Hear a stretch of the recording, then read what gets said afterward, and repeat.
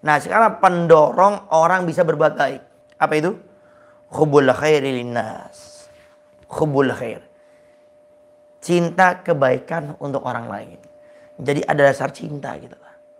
Makanya orang kalau sudah cinta dengan kebaikan, dia akan berusaha semaksimal mungkin. Dan terkadang tidak melihat kekuatan dirinya sendiri. Nah. Makanya kita lihat, ada orang-orang yang di mata kita itu orang lemah.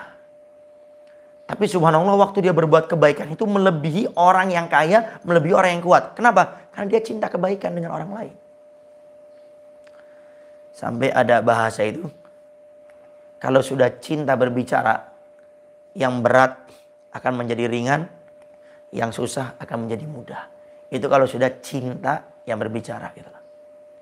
Contoh, anak kita bulan depan harus bayar SPP 300.000. Kita sebagai ayah, sebagai ibu, tidak punya uang. Tapi kalau sudah cinta yang berbicara, beda lagi. Ini ayah, ini ibu akan berusaha. Bagaimana saya bisa mengumpulkan uang tersebut.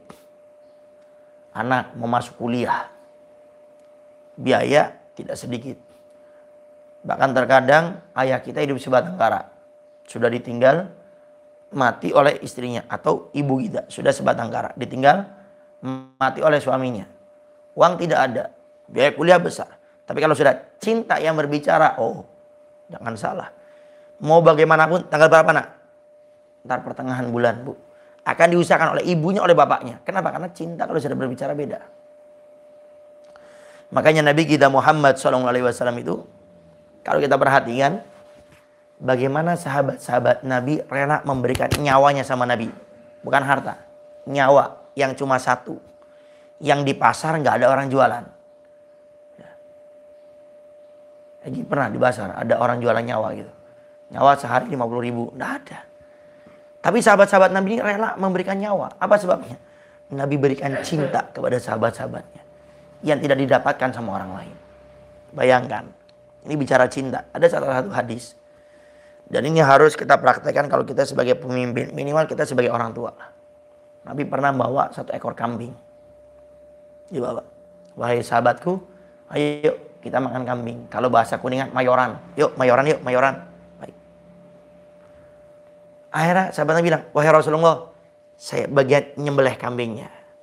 Sahabat lain, ya Rasulullah, saya bagian nguliti. Ya Rasul, saya bagian nyincang dagingnya. Ya Rasul, saya bagian masak.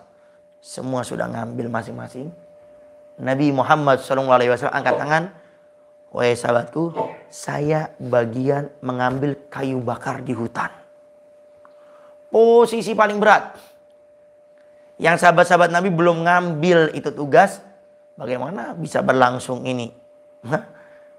Membakar kambing, masak kambing kalau tidak ada kayunya.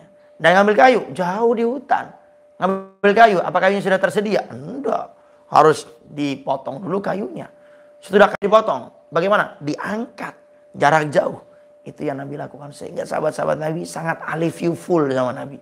Cintanya luar biasa. Kenapa?